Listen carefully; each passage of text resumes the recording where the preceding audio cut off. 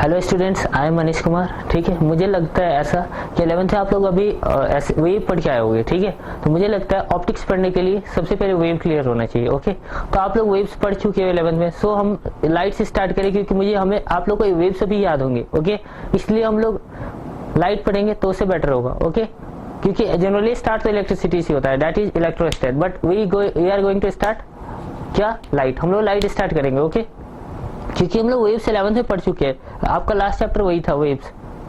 Okay,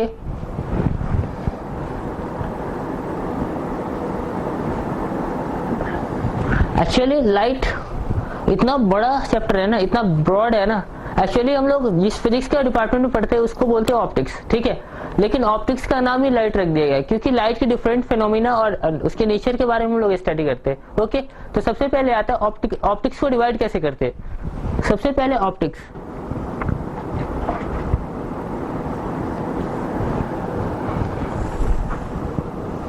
आप लोग को पता होगा ऑप्टिक्स क्या है। ठीक है, पहला कि आप the study of light and different propagation of light and different phenomena of light in branch of science, जिसमें हम लोग स्टडी करते हैं उसको हम लोग ऑप्टिक्स बोलते हैं। ठीक है, बट वो बेसिक्स है। अब हम लोग बात करते हैं ऑप्टिक्स डिवाइड कैसे होता है और ऑप्टिक्स को हम लोग पढ़ते क्या है, कैसे।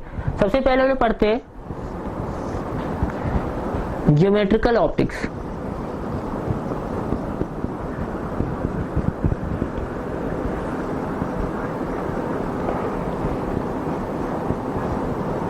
Geometrical optics. ओके, सेकेंड पढ़ते हैं physical optics.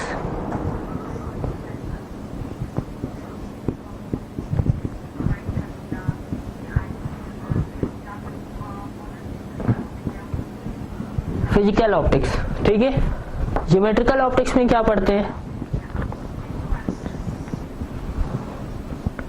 Ray optics and wave optics.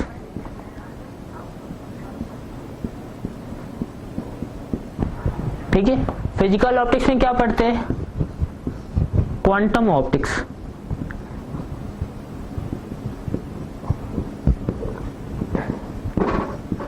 ठीक है, रे जो न्यूटन्स का दिया हुआ था कर्पेसस थ्योरी, उस ऑप्टिक्स के बारे में, वेव जो हाइगन्स आइंस्टीन सब, और क्वांटम ऑप्टिक्स जो कंप्लीटली आइंस्टीन का दिया हुआ रिलेटिविटी थ्योरी पर, is equal to mc square, quantum optics में आता है।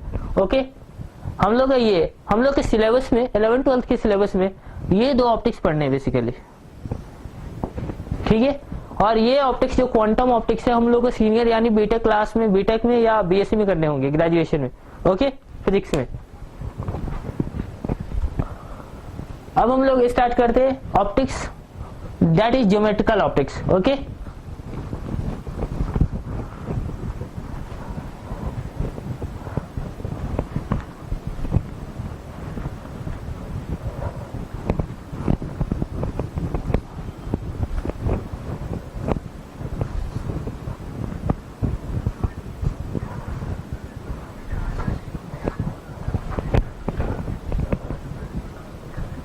ठीक है, अब हम लोग पढ़ते हैं ज्योमेट्रिकल ऑप्टिक्स। ऑप्टिक्स से पहले हम लोग ऑप्टिक्स में लाइट के बारे में पढ़ते हैं। ठीक है, तो हमने ऑप्टिक्स चैप्टर को तो डिवाइड कर लिया। अब हम लोग क्या करेंगे, ऑप्टिक्स को अब लाइट के थोड़ा से कैरेक्टरिस्टिक्स के बारे में जानेंगे। ठीक है, मान लो किसी भी चीज के बाद जाने मतलब पढ़ने के बारे में जानते हैं, पढ़ने जाते हैं, उसके बारे में थोड़ा उसके कैरेक्टर क्या है उसके बारे में जान लेते हैं। जैसे मान लो फॉर टाइमिंग हम किसी से फ्रेंडशिप करने जाते हैं। ठीक है, तो पहले उसका हम कैरेक्टर देखते हैं कि वो बात कैसे करता है, चलता कैसे है, बैठता है कैसे, हमारे साथ वो रिलैक्स रहेगा कि नहीं रहेगा, हम उसके साथ रिलैक्स रहेंगे नहीं रहेगा, उसके टोटल कैरेक्टरिस्टिक्स को हम स्टडी करते हैं। ठीक है, तो हम लोग पहले क्या, लाइट के कैरेक्टरिस्टिक्स को स्टडी करेंगे। ओके, उसके बाद हम लोग ray optics, wave optics we are going to deal. सबसे पहले क्या, पहला इसका नेचर होता है, light is a form of energy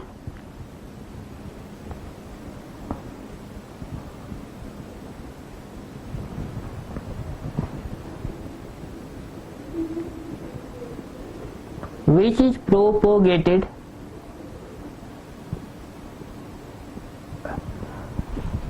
as electromagnetic wave.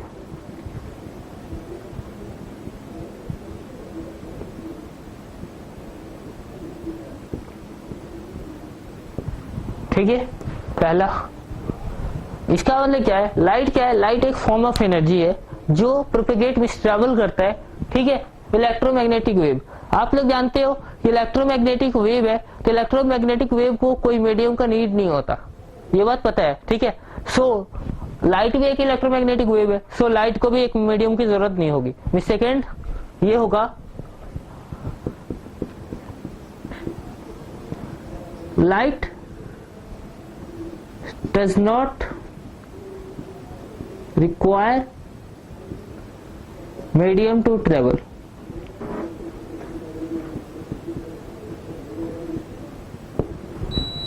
ठीक है, तीसरा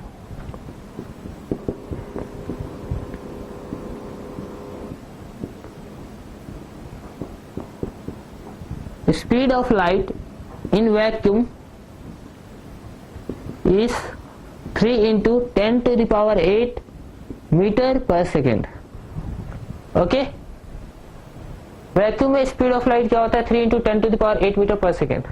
ठीक है, चौथा देखो, मैंने क्लियर कट बोल रखा है, light is a form of energy which is propagated as a electromagnetic wave. तो सबसे इंपॉर्टेंट बात, ये एक वेव है, ठीक है। तो लाइट कौन सा वेव है, दो ट्रांसवर्स वेव होता है, दूसरा लॉन्जिट्यूडनल वेव होता है, ठीक है। इसमें से कौन सा वेव है, ये एक ट्रांसवर्स वेव है।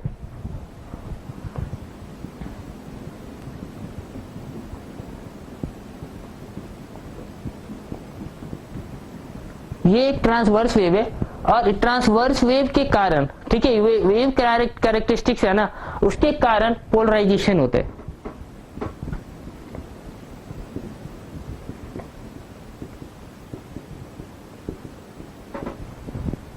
ठीक है, अगर आप लिखना चाहो तो लिख सकते हो। दूसरा क्या है, it does not deflected from electric and magnetic field.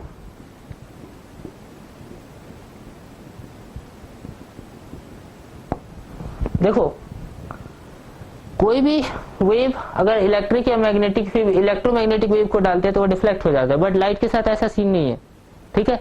Light deflect नहीं होता इलेक्ट्रोमैग्नेटिक वेव या इलेक्ट्रिक फील्ड में या मैग्नेटिक फील्ड में। ओके, ये आप चारों लिख दिए, पांचवा लिखाते हैं।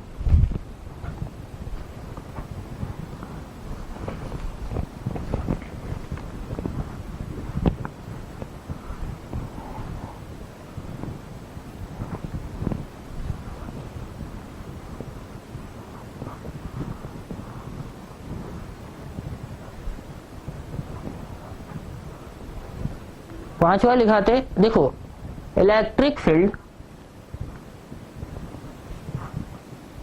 This is X axis, this is Y axis and this is Z axis. Okay, अगर इलेक्ट्रिक फील्ड इसके अलोंग हो, मैग्नेटिक फील्ड इसके अलोंग हो, तो लाइट क्या होता है, ऑर्थोगोनल होता है इसके अलोंग। ठीक है, ये इलेक्ट्रिक फील्ड इसके अलोंग, मैग्नेटिक फील्ड इसके अलोंग, और लाइट ऑर्थोगोनल होता है। ओके, अब क्या है, इलेक्ट्रिक फील्ड आपको क्लियर हो गया, मैग्नेटिक फील्ड क्लियर हो गया। अब लाइट का तीसरा कैरेक्टरिस्टिक्स क्या है कि लाइट है ना, ये दोनों का जो फेज होता है ना, फेज, सेम फेज में लाइट भी रहता है। मिस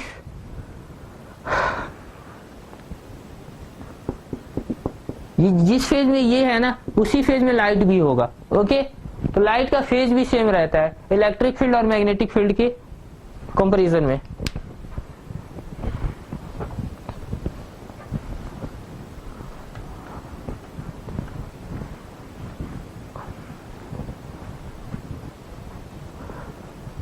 आप लोग पढ़े होगे इलेक्ट्रोमैग्नेटिक वेव स्पेक्ट्रम, ठीक है।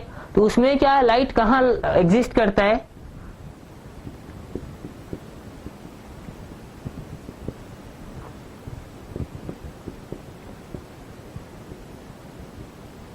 लाइट एग्जिस्ट बिटवीन कौन सा, infrared and ultraviolet.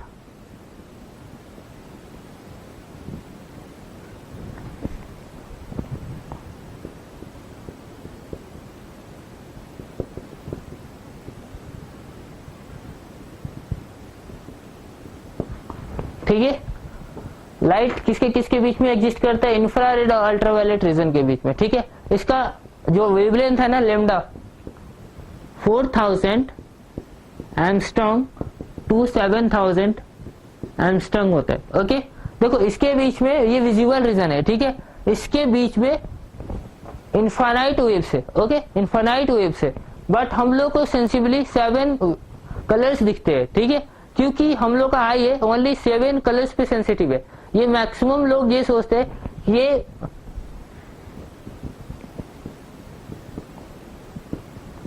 Violet, Indigo, blue, green, yellow, orange, red, ठीक है। Violet, Indigo, blue, green, yellow, orange, red इसको बोलते हैं, ठीक है। बट ऐसा ये 7 कलर्स मानते हैं कि 7 कलर्स हम लोग को विजुअल होता है, बाकी सारे कलर्स विजुअल नहीं होता है, जबकि इनफाइनाइट कलर्स एग्जिस्ट करता है, ठीक है। बट ऐसा मेरा मानना है कि ये इंडिगो है ना, ये इंडिगो आप डिस्टिंग्विश नहीं कर सकते हो। तो आप बोलोगे सर कैसे, क्योंकि इसका 4000 एम्स्ट्रॉम होता है, इसका 4500 एम्स्ट्रॉम, ठीक है। ये बीच में काफी इसके ब्लू के करीब रहता है, तो हम लोग ब्लू और इंडिगो के बीच में डिफरेंस नहीं कर पाते हैं। मैक्सिमम बुक में आपको इंडिगो दिखेगा, बट मैं ऐसा मानता हूँ कि इंडिगो कोई कलर एग्जिस्ट नहीं कर सकता, क्योंकि हम लोग डिस्टिंग्विश नहीं कर सकते आई से। इंडिगो कलर हमें ब्लू की तरह दिखेगा, okay.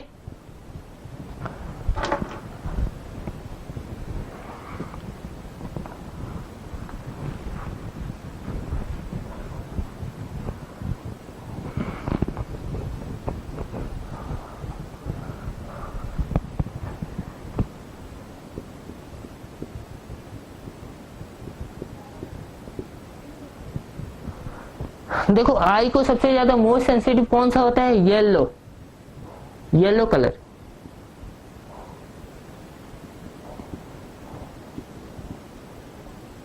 Yellow and green less sensitive, violet and red, okay.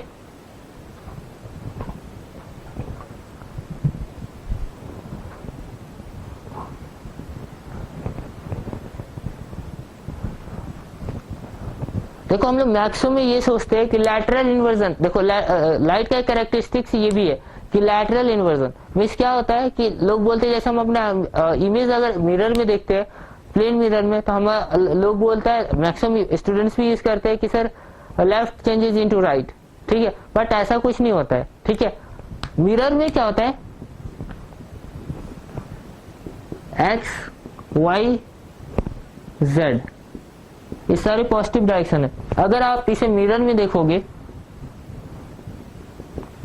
तो आपको मिरर में एक्स वाई और ये ऊपर वाला जेड था तो नीचे से माइनस जेड ये आपको दिखेगा एक्सिस, मीन्स उस बॉडी का ओनली जेड एक्सिस इंटरचेंज होता है, एक्स और वाई नहीं होता, ठीक है। तो मैक्सिमम लोग को ये कंफ्यूजन होता है कि x left changes into right and right changes into right, ठीक है। मीन्स दायां बाएं में कन्वर्ट हो जाता है, बायां दाएं में कन्वर्ट हो जाता है, बट ऐसा नहीं होता है। ओनली एक्सिस ट्रांसफॉर्म, ठीक है। वो कौन सा एक्सिस, जेड एक्सिस ट्रांसफर होता है, और कोई एक्सिस ट्रांसफर नहीं होता, चेंज नहीं होता।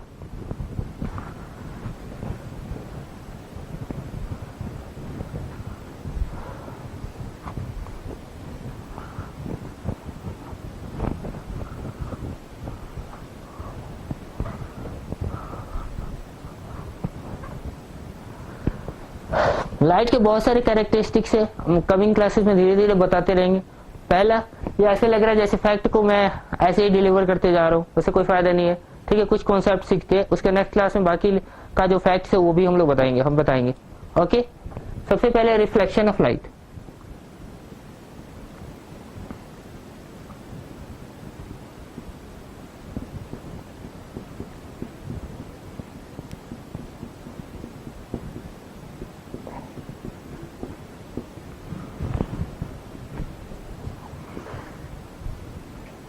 कोई भी ये सरफेस है,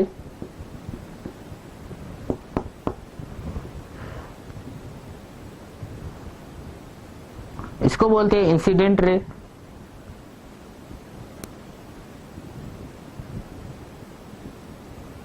इसको बोलते हैं reflected ray,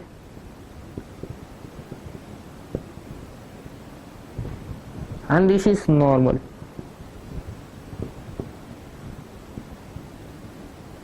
okay, angle between normal and incident ray को बोलते हैं एंगल ऑफ इंसिडेंस। इसको आई से डिनोट करते हैं। Angle between reflected ray and normal is equal to angle of reflection. Clear? तो लॉ ऑफ रिफ्लेक्शन क्या बोलता है? पहला, angle of incidence is equal to angle of reflection. दूसरा, incident ray reflected ray and normal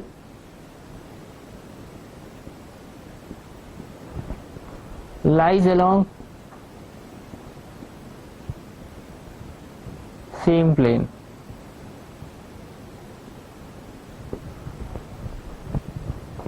law of reflection क्या बोलता है? Incident रे, दिस इज रिफ्लेक्टेड रे, ठीक है, जो ये रिफ्लेक्ट हुआ, एंगल ऑफ इंसिडेंस, ये जो एंगल है is equal to angle of reflection, that is I, angle I is equal to angle R. दूसरा बोलता है इंसिडेंट रे, ये this is reflected ray and normal lies on same plane, एक ही plane में तीनों लाई करेगा, ठीक है। ये एंगल ऑफ रिफ्लेक्शन बेसिक्स है, ठीक है। अब हम लोग पढ़ते हैं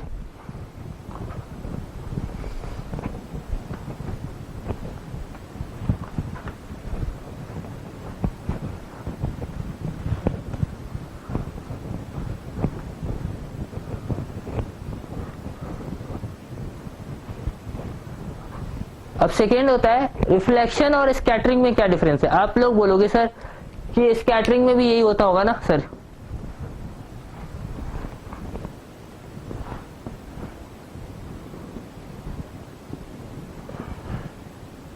आई एंड आर इसमें ही फॉलो होता है सेम, क्योंकि एंगल ऑफ रिफ्लेक्शन है।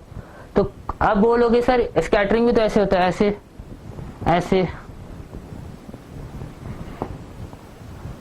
रिफ्लेक्शन, ठीक है, स्कैटरिंग में भी तो हो रहा है। तो आप लोग बोलोगे सर रिफ्लेक्शन और स्कैटरिंग में क्या डिफरेंस है? रिफ्लेक्शन क्या होता है? वन डायरेक्शन में होता है, वैसे यूनि डायरेक्शनल, ठीक है। अगर मान लो आप मिरर रखते हो यहाँ पे, ठीक है, आप लाइट फॉल कराओ in this direction, this direction, ये सारे एक डायरेक्शन में जाएंगे, एक डायरेक्शन को फॉलो करेंगे। इसमें क्या है, कहीं लाइट यहाँ फॉल कराओ, इस डायरेक्शन अपोजिट हो सकता है। तो स्कैटरिंग में क्या है, डायरेक्शन फिक्स नहीं होता है। रिफ्लेक्शन में क्या है, डायरेक्शन एक स्पेशल डायरेक्शन, स्पेसिफिक डायरेक्शन में होगा, ठीक है। इसमें भी लॉ ऑफ रिफ्लेक्शन फॉलो करना है, इसमें भी लॉ ऑफ रिफ्लेक्शन फॉलो करना है, ठीक है। जनरली रिफ्लेक्शन का डेफिनेशन बोलते हैं the bouncing back of light is called reflection, ठीक है। तो अगर आप बोलते हो the bouncing back of light is called reflection, then scattering is also a reflection and reflection is also a reflection, ठीक है। ऐसे नहीं होता, यूनिक डायरेक्शन, कोई खास डायरेक्शन में रिफ्लेक्ट बैक हो रहा है तो उसको रिफ्लेक्शन बोलते हैं, और दूसरे प्रोसेस को हम लोग स्कैटरिंग बोलते हैं, ठीक है। इसका एग्जांपल है, इससे इस फिनोमिना से हम लोग को जो इमेज फॉर्मेशन होता है मिरर में, ये हम लोग करते हैं, ये देखते हैं। बट इस फंडा से जैसे हम लोग कोई भी रूम में मान लो लाइट नहीं होता, ठीक है, तो बाहर से जो रोशनी से स्कैटरिंग होकर रूम में आते हैं, वो लाइट स्कैटरिंग प्रोसेस से जो हम आई से सेंस कर पाते हैं, ये स्कैटरिंग प्रोसेस से होता है, और ये क्या रिफ्लेक्शन प्रोसेस से होता है, ओके। ये मिरर,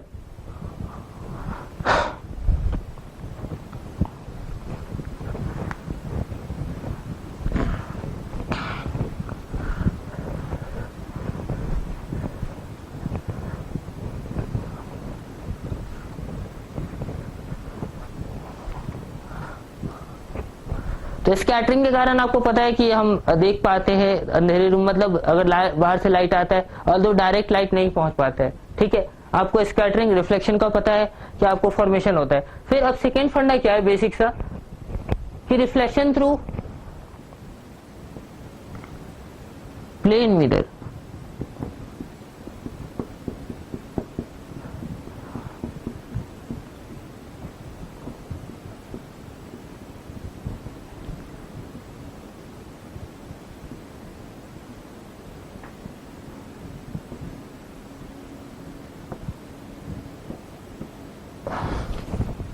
ठीक है, प्लेन मिरर से रिफ्लेक्शन।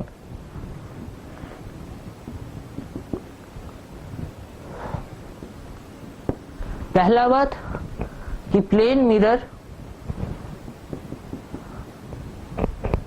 मान लो ये है, ठीक है, रिफ्लेक्शन थ्रू प्लेन मिरर, इसमें भी यही होगा। अगर आप परपेंडिकुलर गिराओगे तो परपेंडिकुलर बाउंस बैक होगा, ठीक है। दूसरा लॉ ऑफ रिफ्लेक्शन तो हर जगह फॉलो करना है। अब इसमें सबसे बड़ा प्रॉब्लम क्या है, अगर दो रिफ्लेक्टेड रे अगर आपस में कट करते तो इमेज बनता है, या आप अगर रियली कट करते तो रियल इमेज बनता है, अगर वर्चुअली कट करते तो वर्चुअल इमेज बनता है। क्लियर है, दो ही चीज बनता है। अगर अब बात ये होता है कि सर आप बोल रहे हो इंसिडेंट रे रियली कट करेगा तो इंसिडेंट रे, और वर्चुअली कट करेगा तो वर्चुअल बोल रहे हो, लेकिन ये पॉसिबल नहीं है। अगर हम बोल रहे हैं कि चलो इंसिडेंट रे आप बोल रहे हो, ठीक है, तो वर्चुअल इंसिडेंट रे कट करा देंगे, इससे क्या होता है, वर्चुअल ऑब्जेक्ट बनता होगा। हाँ, प्लेन मिरर में वर्चुअल ऑब्जेक्ट भी होता है, this is possible. Virtual object भी पॉसिबल है और वर्चुअल इमेज भी पॉसिबल है, दोनों पॉसिबल है। तो आप बोलोगे सर वर्चुअल इमेज तो मैंने देख रखा है पहले से, पता भी है, ठीक है, 9th 10th में आप पढ़ रखे होंगे, 10th में है, ठीक है, बट आप वर्चुअल ऑब्जेक्ट नहीं देखे, ठीक है। फॉर एग्जाम्पल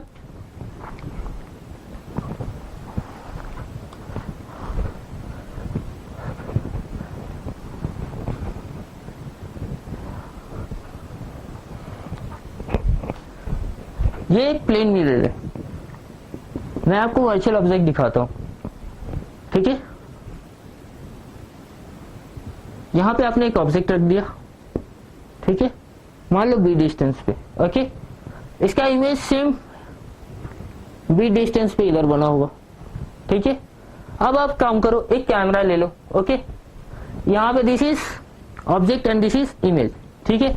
आप कैमरा ले लो, कैमरा लेने के बाद आप इसका फोटो लेना है, ठीक है। दिस इज पॉसिबल, ये पॉसिबल है अगर इसका फोकल लेंथ मान लो एफ है, ठीक है, इस कैमरा का फोकल लेंथ एफ है, ठीक है। अगर एफ मान लो यहां से यहां तक डिस्टेंस एफ है, इस कवर कर सकता है, अगर आप इसका focal length F minus B कर दोगे, एफ माइनस बी, ठीक है, तो ये कैमरा इसका फोटो लेगा, इस ऑब्जेक्ट का फोटो लेगा। अगर आप फोकल लेंथ को फिक्स कर दो एफ प्लस बी, देन ये कैमरा इस ऑब्जेक्ट का फोटो लेगा, ओके। तो इस कैमरा, ये कैमरा क्या करता है, इमेज फॉर्म करता है, ओके। तो इमेज फॉर्म करता है तो रियल ऑब्जेक्ट का भी इमेज फॉर्म कर सकता है, ये वर्चुअल ऑब्जेक्ट का भी इमेज फॉर्म कर सकता है। यहाँ पे इसने फिक्स कर दिया तो ये वर्चुअल इमेज का भी ये खींच सकता है, ठीक है, यानी वर्चुअल इमेज एग्जिस्ट करता है, वर्चुअल ऑब्जेक्ट एग्जिस्ट करता है। For this is a virtual object. In short बात ये है, मैंने एक यहाँ पे ऑब्जेक्ट रखा, एक मिरर रखा, ठीक है, ये बी डिस्टेंस है मिरर से, ओके, उसका इमेज बना होगा यहाँ पे B distance from mirror this direction, okay, clear है। दूसरा क्या, मैंने एक कैमरा रख लिया, ठीक है, कैमरा क्या करता है, स्क्रीन पे फोटो बनाता है, विस इमेज फॉर्म करता है, ठीक है। तो इसके लिए अगर ऑब्जेक्ट होगा तभी तो वो इमेज बनाएगा ना। अगर आप बोल रहे हो कि ऑब्जेक्ट होगा ही नहीं तो इमेज बने का चांस ही नहीं है, सबसे इंपॉर्टेंट बात है। तो अगर वर्चुअल ऑब्जेक्ट नहीं होता तो कैमरा तो फोटो नहीं ला सकता ना, इमेज फॉर्म नहीं कर सकता, बट ये कर सकता है। अगर आप focal length F plus B करोगे, ये इस ऑब्जेक्ट का फोटो, इस जो इसके लिए इमेज है इसके लिए ये ऑब्जेक्ट हो जाएगा, ठीक है, यानी वर्चुअल ऑब्जेक्ट भी एग्जिस्ट करता है। एग्जांपल एक ये रहा,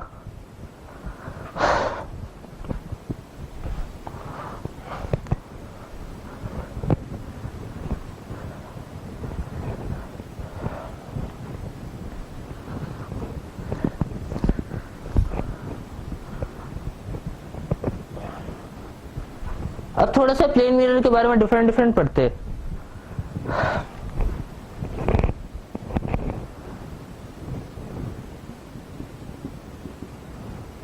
ये मान लो ऑब्जेक्ट है,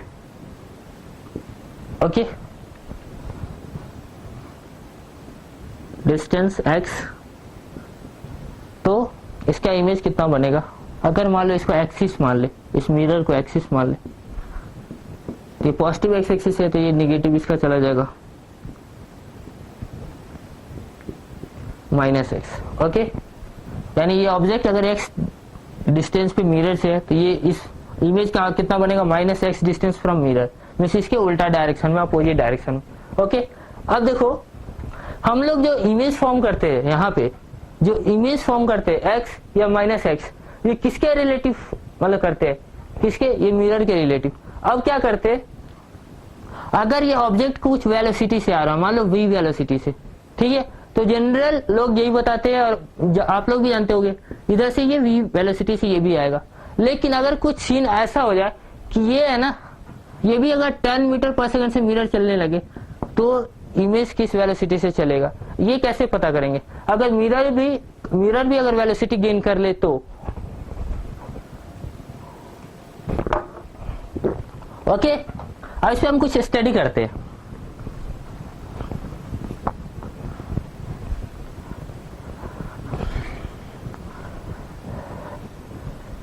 हमने वहां पे अभी इससे पहले लिखा था डिस्टेंस ऑफ ऑब्जेक्ट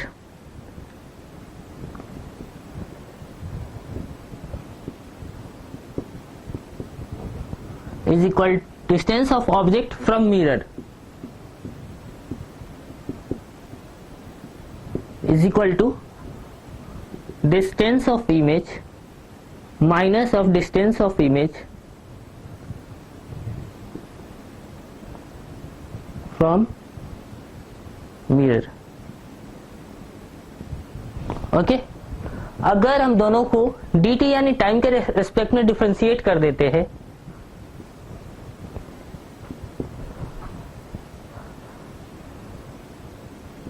तो क्या आता है?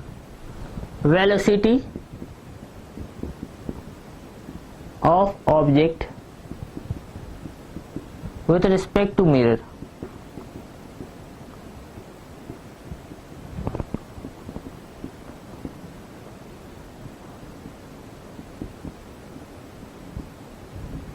is equal to minus of velocity of image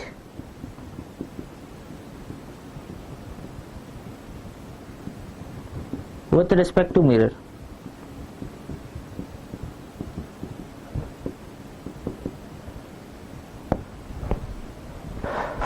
आप बता रहे हो सर कि velocity of object with respect to mirror, velocity of image with respect to mirror, ये दोनों सेम होता है। चलो, अगर कुछ सीन ऐसा हो जाए कि आपको वेलोसिटी, अगर मिरर का ही कुछ वेलोसिटी हो जाए तो आपको अगर बोला जाए कि वेलोसिटी ऑफ ऑब्जेक्ट निकालो या मिरर निकालो तो कैसे निकालोगे?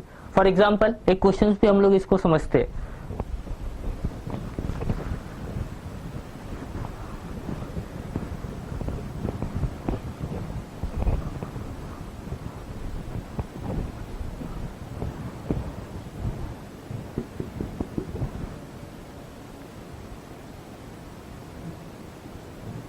ओके, ये कोई ऑब्जेक्ट है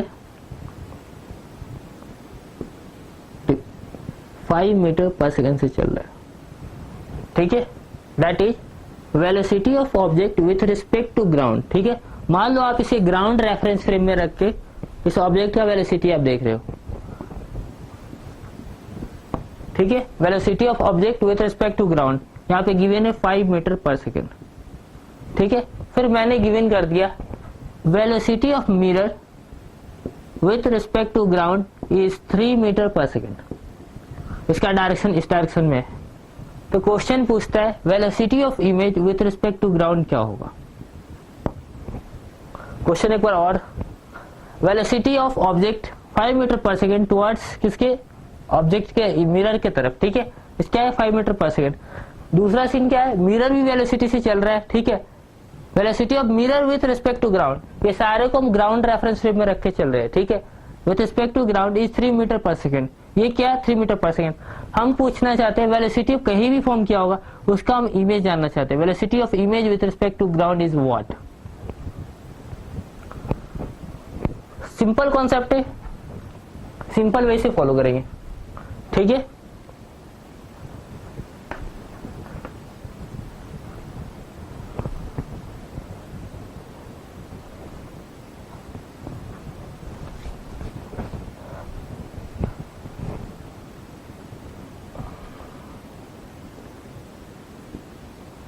velocity of object with respect to ground 5 metre per second है। Velocity of mirror with respect to ground is 3 metre per second.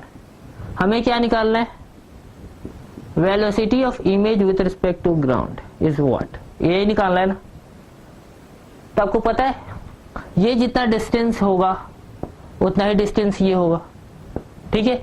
मैं जिस टाइम इसको मैंने जब ये ऑब्जेक्ट स्टार्ट हुआ होगा, वेलोसिटी गेन किया होगा, उतना ही डिस्टेंस पे ये होगा, ठीक है। तो मैं अगर ये डिस्टेंस गिवन कर दूं 10 मीटर तो ये भी 10 मीटर से ही होगा, स्टार्टिंग में इसका भी इमेज कितने बन रहा होगा, as usual 5 metre per second. ठीक है, इसमें कोई ट्विस्टेड नहीं है क्वेश्चन। ओके, आप सेकेंड इसमें क्या कर सकते हैं ये देखते हैं।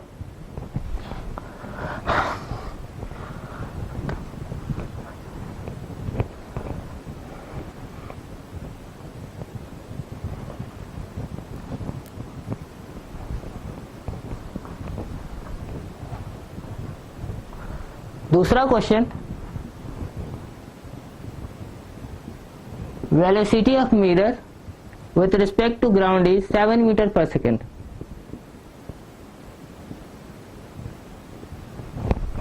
Object velocity of object with respect to mirror is 15 meter per second. Okay, तो मैं पूछूंगा velocity of image with respect to ground is what. ठीक है, इसमें कोई ट्विस्ट नहीं है, इसमें ट्विस्टेड हल्का सा लिटिल बिट। इसको सॉल्व कैसे करेंगे, हमें निकालना है velocity of image with respect to ground. इसको अब देखो, हमारे पास क्या है, velocity of mirror with respect to ground, ये भी गिवन है 7 मीटर पर सेकेंड। ओके, अब हम लोग ऐसे लिख सकते हैं, velocity of object with respect to mirror is equal to velocity of object with respect to ground minus velocity of mirror with respect to ground, ये लिख सकते हैं। दूसरा हमें क्या निकालना है, अब देखो velocity of mirror with respect to ground मेरा गिवन है कितना, 7 मीटर पर सेकेंड, और ऑब्जेक्ट कितना है, ये कितना गिवन है, 15 मीटर पर सेकेंड।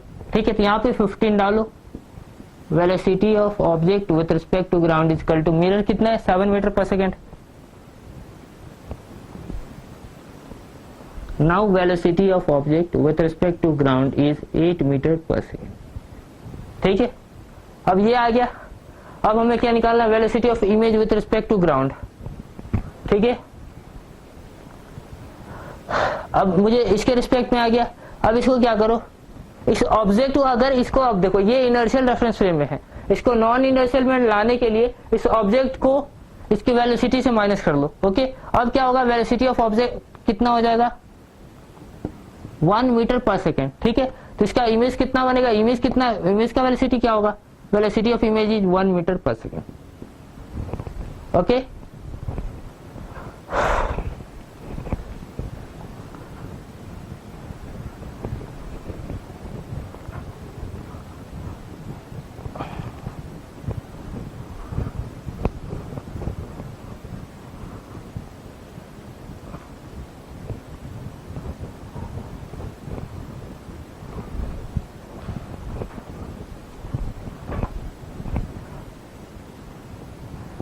ये लिफ्ट है।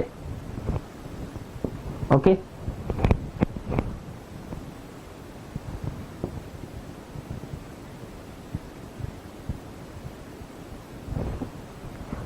ये 3 kg, दिस इज 2 kg,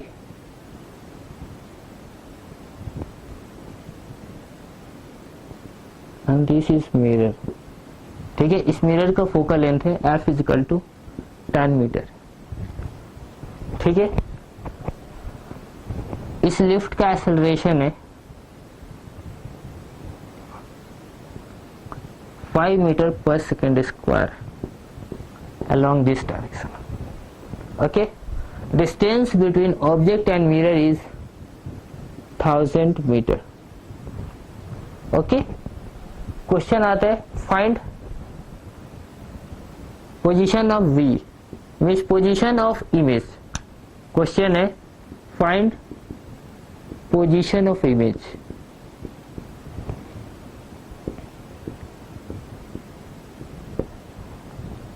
ठीक है, तो देखो हमें ये निकालना है।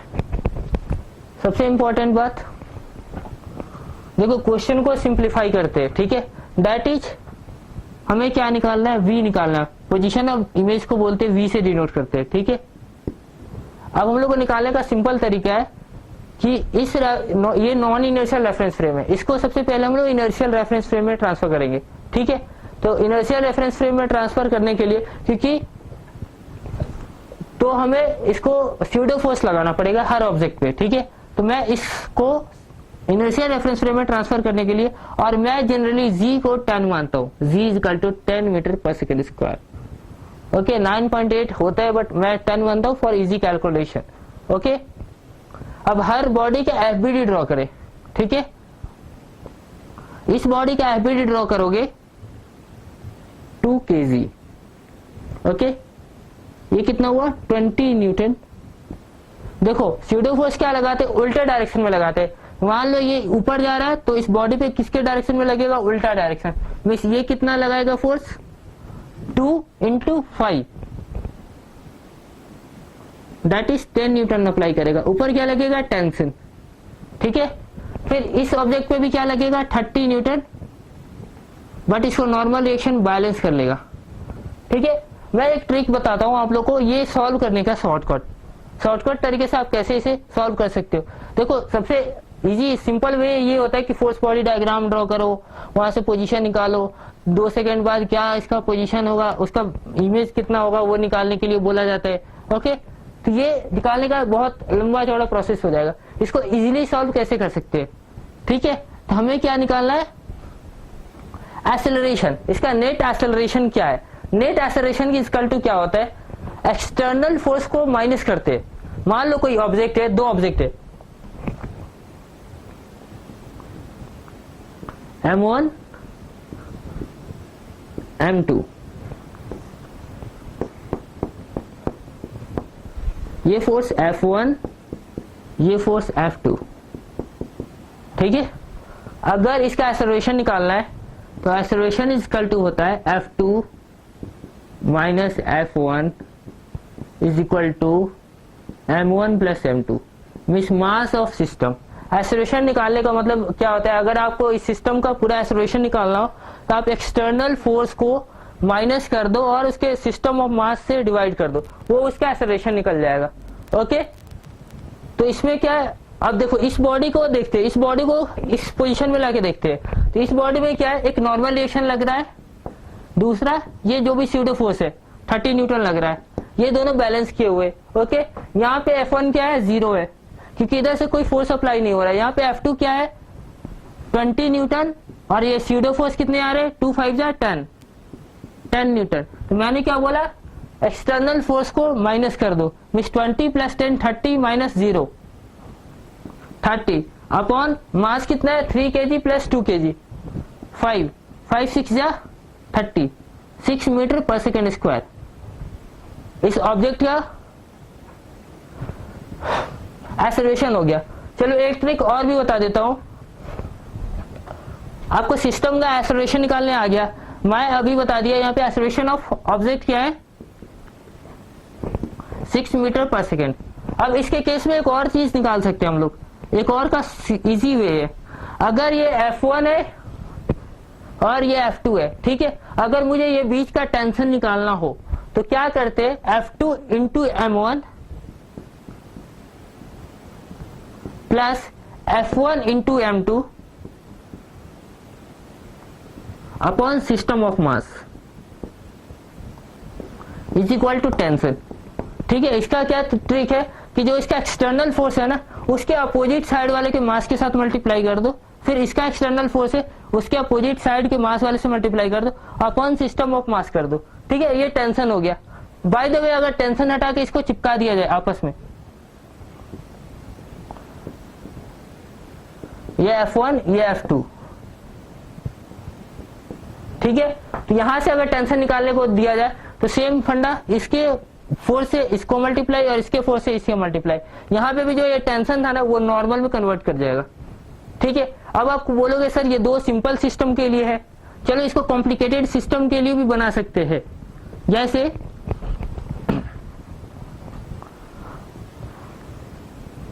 तीन बॉडी है M1 M2 एंड M3। पहला पूछ गया अगर ये मान लो F1 है एंड दिस इज F2, ठीक है, अगर ये मान लो T1 है and this is T2, clear.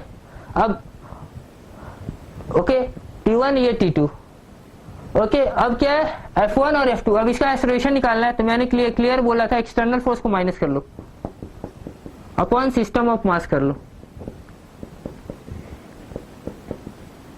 ठीक है। दूसरा अगर टेंशन है, टेंशन निकालना है तो क्या करोगे, मैंने बोला था ना कि इसके अपोजिट फोर्स से, मान लो ये टेंशन निकालना है, मान लो हमको T1 निकालना है, ठीक है।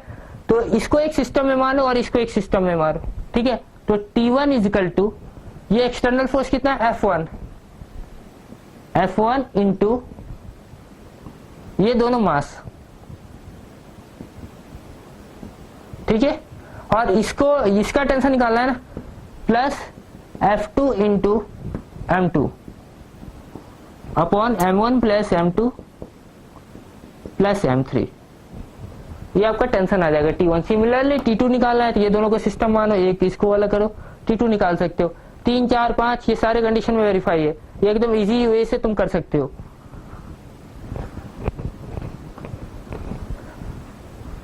अब आते हैं यहाँ पे 2 सेकेंड मैंने एक्सेलरेशन निकाल डाला 6 मीटर पर सेकेंड। अब ये सिस्टम का कोई मतलब नहीं बन जाता। अब ये एक नॉन इनर्शियल, ये एक इनर्शियल रेफरेंस फ्रेम हो चुका है, ठीक है। अब ये एलिवेटर खत्म हो गया, अब एक इनर्शियल रेफरेंस फ्रेम है, ठीक है। इसका एक्सेलरेशन क्या है 6 metre per second square, okay.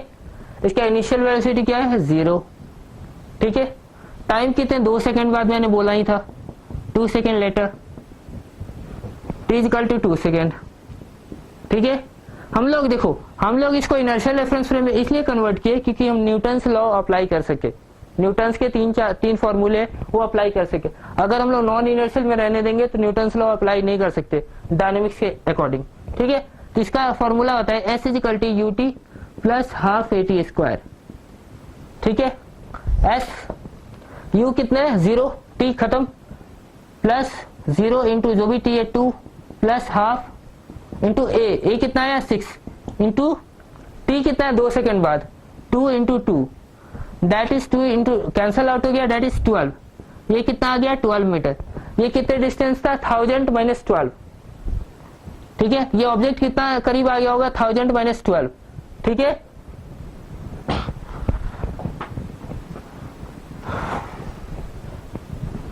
तो u is equal to 1000 minus 12, ठीक है। f is equal to, focal length क्या है इसका 10 metre,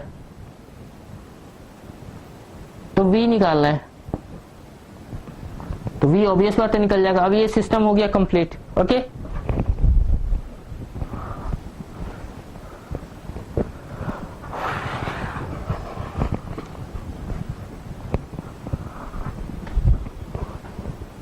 one upon V plus 1 upon U is equal to 1 upon F. ये मेरा फॉर्मूला इजी सा, ठीक है। v पता करना है, u क्या है 100 minus 12, 1000 minus 12 is equal to 1 minus 1 upon 10, 1 upon v is equal to minus common 1 upon 1000 minus 12 minus plus of 1 of 10। ये आप यहाँ से v निकाल सकते हो, कैलकुलेशन है, you do, okay. Okay students, bye, we will meet in second class.